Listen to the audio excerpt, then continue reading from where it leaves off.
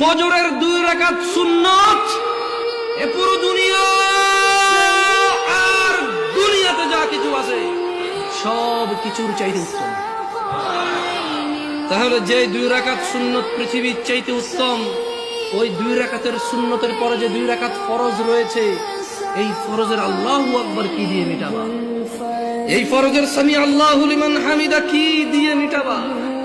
কত টাকার মালিক হয়েছে তুমি নামাজের কাফারা দিবা? যেখানে সুন্নত 2 রাকাতের মূল্য পুরো পৃথিবীর সমস্ত সম্পদ বিক্রি করে যদি একটা স্বর্ণ কিনা হয়, ওই স্বর্ণকে যদি এক পাল্লা রাখা হয়, আর ফজরের 2 রাকাত সুন্নতকে যদি এক পাল্লা রাখা হয়, ফজরের 2 রাকাত সুন্নত ভারী।